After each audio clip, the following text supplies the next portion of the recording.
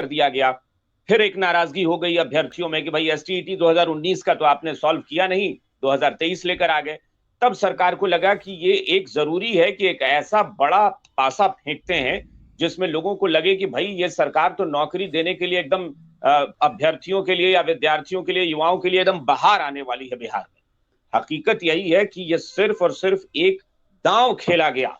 ऐसा नहीं है कि वैकेंसी नहीं है, वैकेंसी है, लेकिन ये वैकेंसी तत्काल फुलफिल कोई करने जा रही है सरकार, ऐसा लगता नहीं है। आलोक यादव, आलोक कुछ कह रहे हैं। आलोक, एक चीज और ऐड कर दूं, क्योंकि देखिए ये जो ट्वीट है वो आरजेडी के ट्विटर हैंडल से किया गया है। यानी आप समझिए कि जो चीज को लेकर हम सवाल उठा रहे हैं कि क्या वही नहीं, वो तो इसलिए ना क्योंकि तेजस्वी यादव को वो चेहरा बनाया जा रहा है ना कि तेजस्वी यादव ही नौकरी के लिए सबसे ज्यादा दबाव बनाए हैं सरकार पर। भाई वो क्रेडिट की बात है कि तेजस्वी यादव वो चेहरा बनाए गए हैं जो युवाओं के बारे में सोच रहे हैं।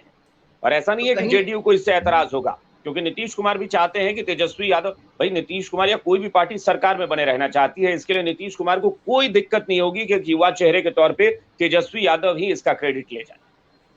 आलोक, मेरा ये कहना हुआ कि बिहार में अगर कोई भी बहाली आती है उसको पूरा होने में कम से कम 5 साल या 10 साल, मतलब पंचवर्षीय या 10 वर्षीय योजना बनकर रह जाती है। अब पिछले जो भी बहालियां आई उसका आप उदाहरण देख सकते हैं।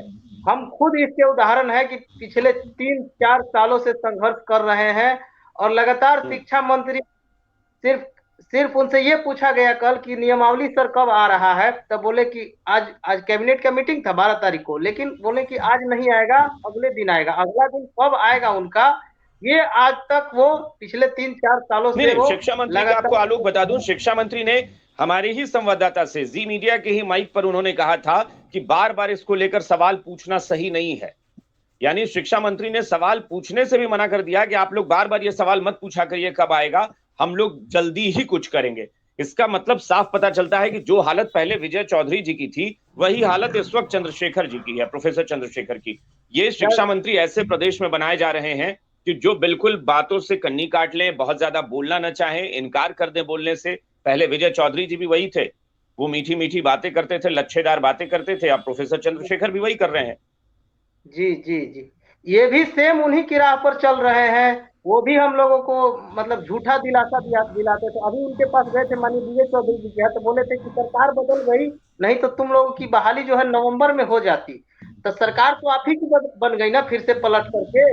लेकिन फिर भी हम लोग रोजगार से वंचित थे। लगातार आपसे भी पूछ रहे हैं, माननीय चंद्रशेखर जी से भी पूछ रहे हैं, चंद्रशेखर जी सिर्फ इतना बता दीजिए कि नियमावली कब तक आएगी, लेकिन वो लगातार पलट रहे हैं। अगर मनसा नहीं है तो बता दीजिए कि हम बहाली नहीं करेंगे, हम लोग कोई और रोजगार खोजने का काम करेंगे। लेकिन गुमराह करने का जो आप काम कर रहे हैं ना, पिछले जब से आपकी सरकार बनी है, और नया रोजगार ला करके ये लोग सिर्फ गुमराह कर रहे हैं। ये विजय चौधरी जी ने आप लोगों से ये बात कही थी कि सरकार बदल गई, नहीं तो हम कर दिए होते। जी, अभी जो हम लोग कुछ दिन पहले गए थे, जब कार्यभार मिला माननीय चंद्रशेखर जी को, तब माननीय विजय चौधरी जी बोले थे कि हम आप लोग का कर दिए रहते, नवंबर में ही आप लोग तो स्कूल में रहते। हम कहे कि वाह, सरकार तो आप ही की ना बना घुमा करके, तो हम लोग अभी तक स्कूल में क्यों नहीं गए। तब उनके पास बात बताई है इन्होंने, आलोक जी। मतलब देखिए, ये राजनीति होती है, जो मुझे लगता है ना कि शक्ति यादव जी कह रहे थे कि आप लोग नहीं समझ रहे, आप लोग नहीं समझ रहे हैं। दरअसल हम लोग सब समझ रहे हैं। वो ये कहना चाह रहे हैं कि आप लोग राजनीतिक दांवपेच नहीं समझ रहे, वो ये कहना चाह रहे थे, क्योंकि राजनीति में तो दांवपेच ही है सिर्फ। और वही चूंकि इसीलिए वो बार बार वो सारी जो बातें हैं ना, या गेंद जो है बरना गांगुली जी के पाले में डाल रहे थे, क्योंकि उनको ये लग रहा था कि इसको पूरा अर्थशास्त्र में उलझा देते हैं और बरना जी ही इस पर बोल देंगे कि हाँ भाई, अर्थशास्त्र तो यही कहता है कि इकोनॉमिकली या फाइनेंशियली जो है वो सारी चीजें जब तक नहीं होती है तब तक कुछ नहीं होता है। तो ये एक पूरा सरकार का प्लान है और ये पूरे प्लानिंग के साथ ही हो रहा है।